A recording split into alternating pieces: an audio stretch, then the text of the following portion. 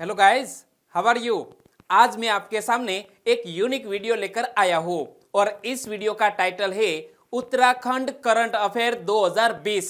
जनवरी 2020 से लेकर दिसंबर 2020 तक पूरे एक साल में उत्तराखंड किन किन घटनाओं के कारण सुर्खियों में रहा, यह आपको पता चल जाएगा। और यह वीडियो लास्ट तक देखें। लास्ट में आपका एक सजेशन नीचे कमेंट बॉक्स में जरूर बताना कि यह वीडियो कैसा लगा। तो चलिए स्टार्ट करते हैं पहले क्वेश्चन से। ठहरो, अभी तक आपने हमारी जीके 2020 चैनल को सब्सक्राइब नहीं किया है तो सब्सक्राइब कीजिए, बाजू में जो बेल आइकन है उसे भी प्रेस कर दीजिए, क्योंकि जब भी हम कोई नई वीडियो डालें तो आपको तुरंत नोटिफिकेशन भी मिल जाए। चलिए पहला क्वेश्चन है आपकी स्क्रीन पर।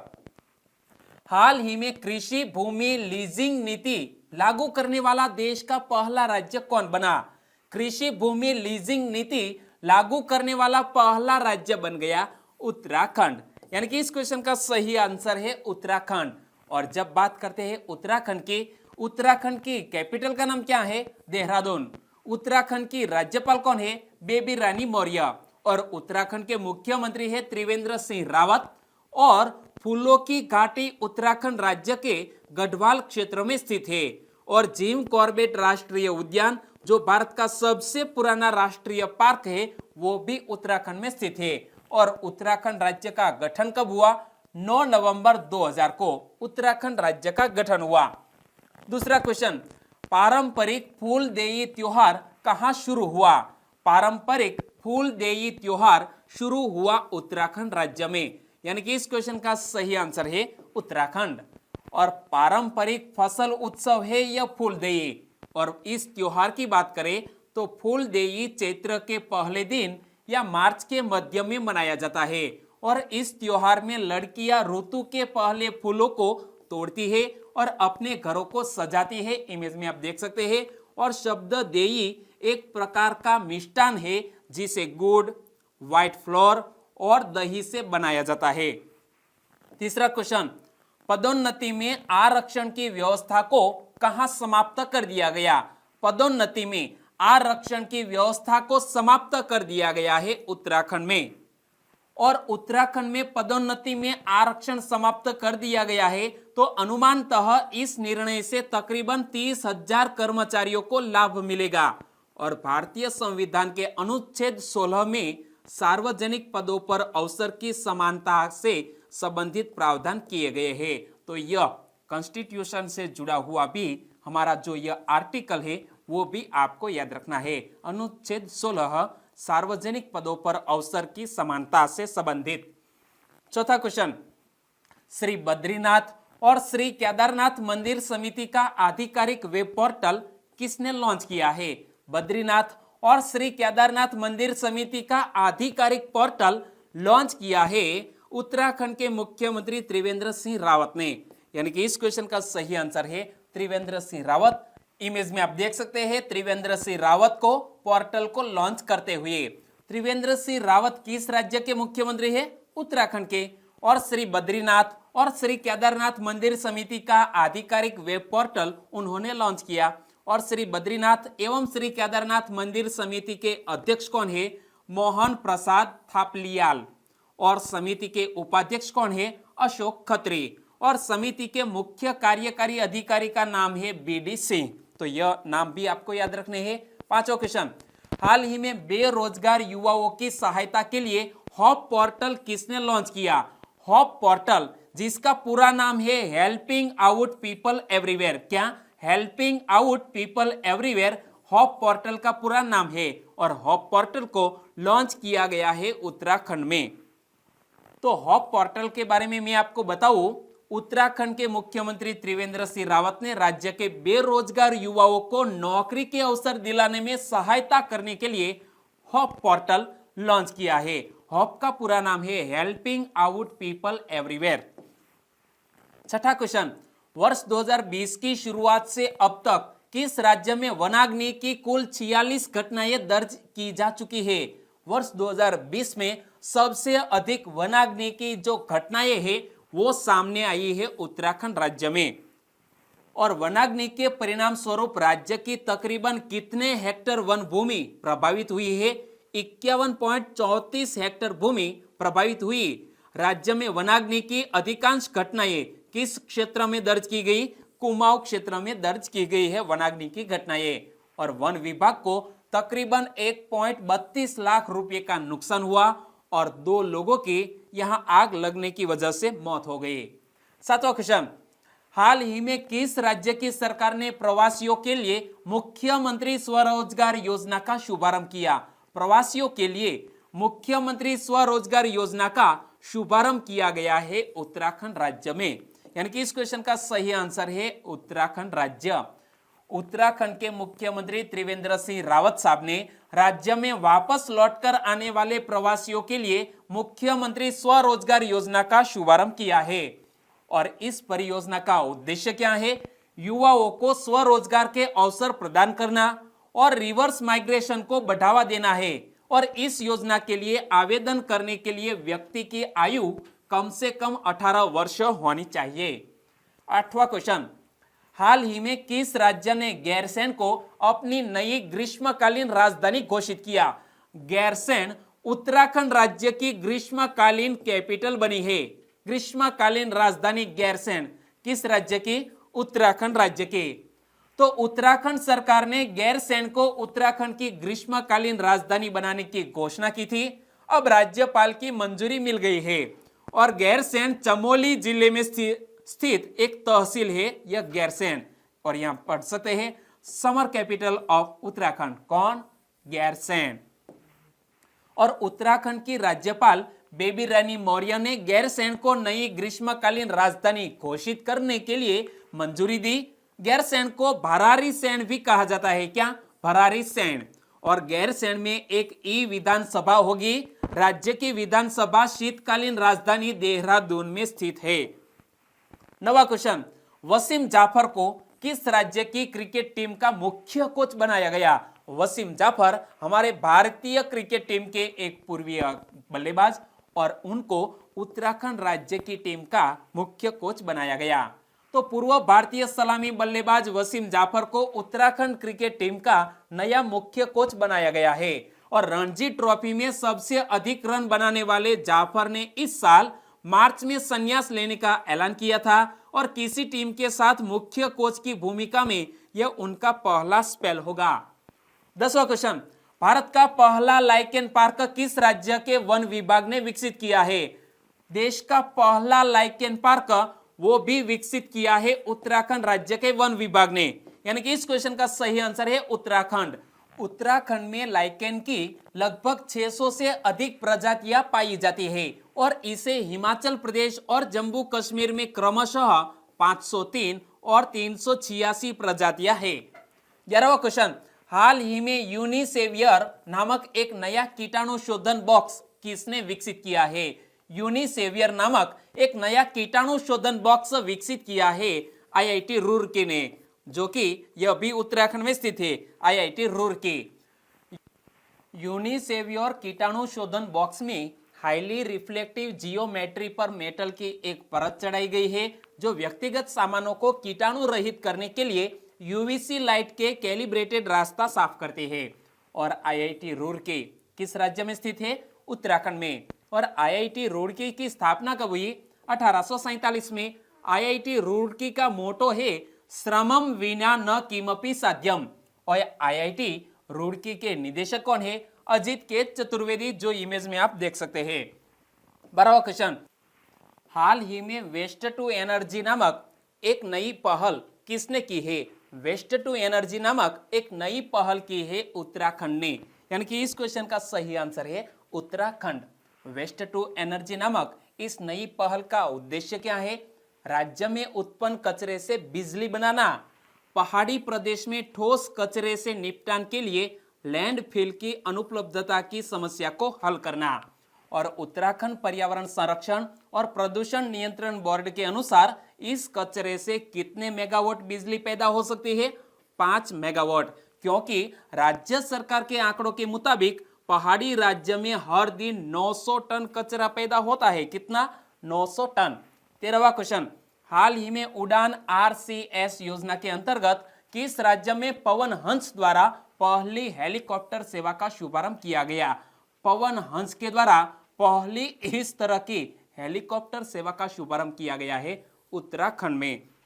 यानी कि इस क्वेश्चन का सही आंसर है उत्तराखंड। नई हेली सेवा की शुरुआत से उत्तराखंड में पहाड़ी क्षेत्रों के बीच हवाई संपर्क बढ़ेगा और औसत यात्रा समय घटकर 20 से 25 मिनट का रह जाएगा और इससे 4 धाम यात्रियों के लिए भी यात्रा आसान हो जाएगी। पवन हंस लिमिटेड इस रूट पर सप्ताह में 3 दिन हेलीकॉप्टर सेवा का परिचालन करेगी। और प्रधानमंत्री श्री नरेंद्र भाई मोदी द्वारा अप्रैल 2017 में शिमला से दिल्ली के लिए पहली उड़ान सेवा की हरी झंडी को दिखाने के बाद अभी तक 45 हवाई अड्डों और 3 हेलीपोर्ट्स को जोड़ने वाले 274 उड़ान रूट्स परिचालन में आ चुके हैं। और हमारे नागरिक विमानन राज्य मंत्री स्वतंत्र प्रभार कौन है? हरदीप सिंह पुरी।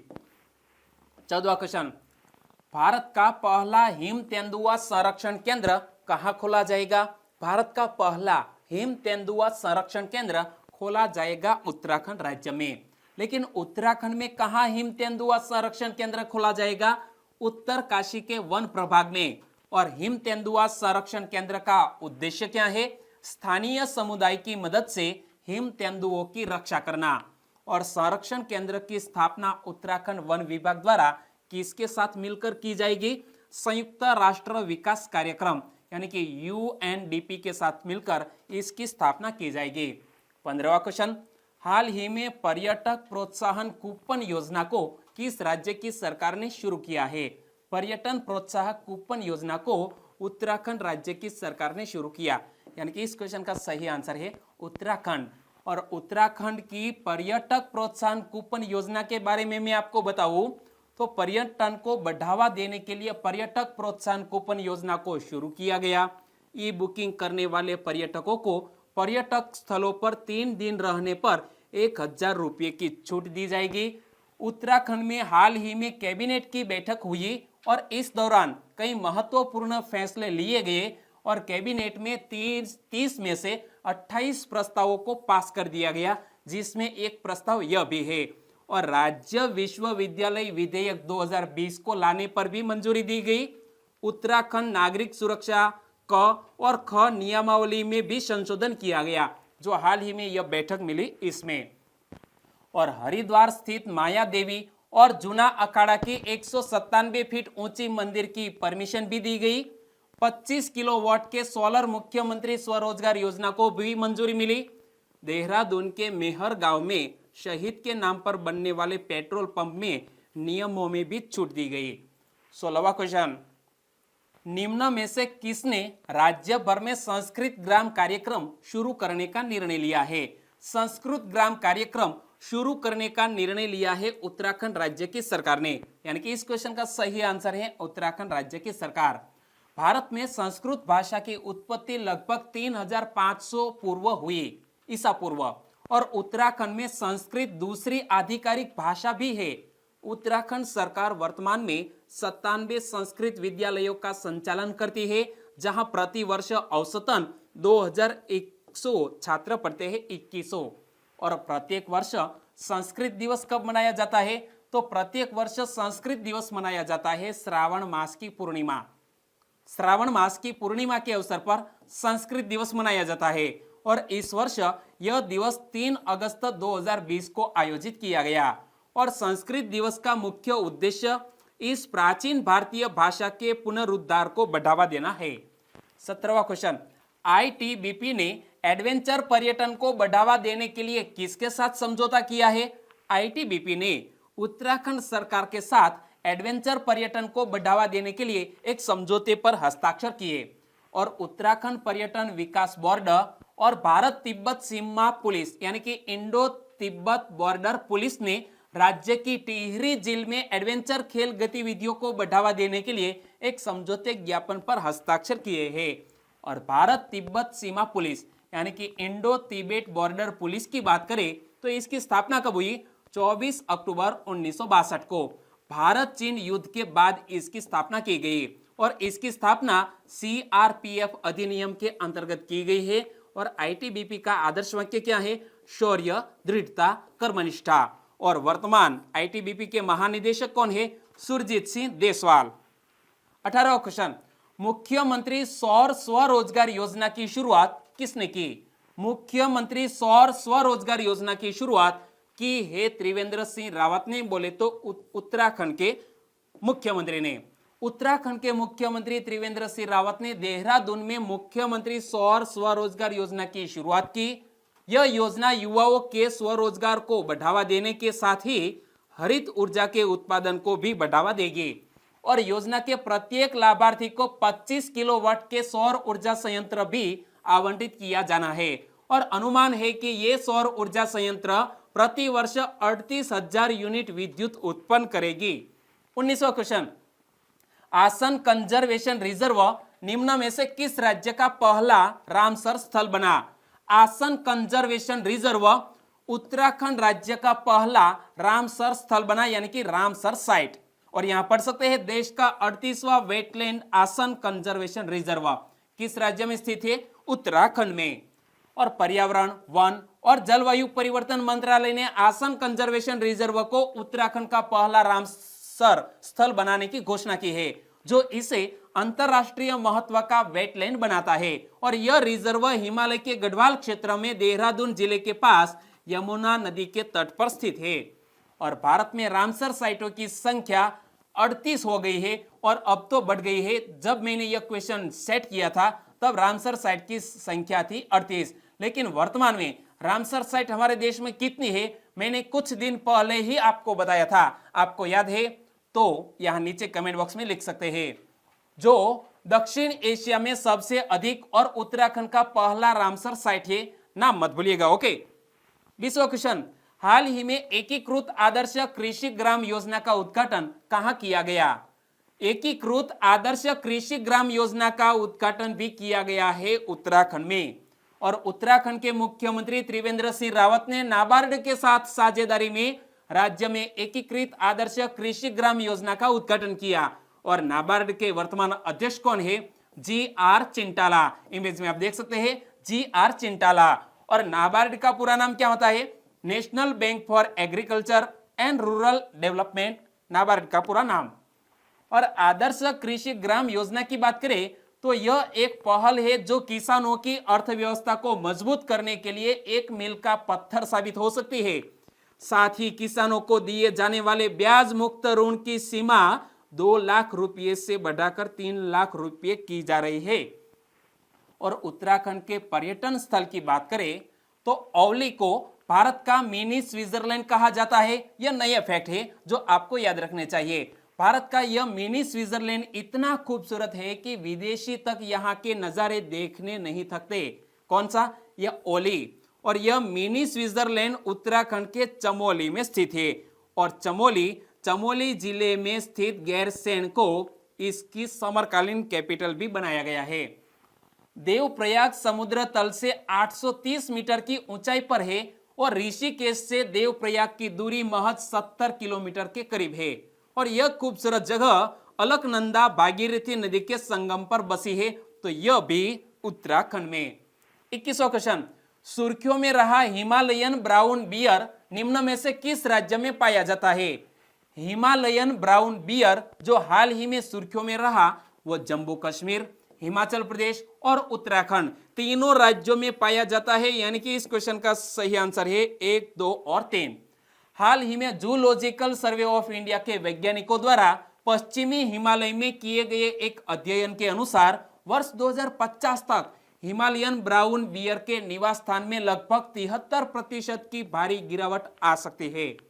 और हिमालयन ब्राउन बियर की बात करें तो हिमालयन ब्राउन बियर हिमालय में ऊंचाई वाले क्षेत्र में सबसे बड़े मांसाहारी जीवों में से एक है। और भारत में यह पश्चिमी हिमालयी राज्यों में 3000 से 5000 मीटर की ऊंचाई पर पाया जाता है हिमालयन ब्राउन बियर। और जूलॉजिकल सर्वे ऑफ इंडिया की स्थापना कब की गई थी?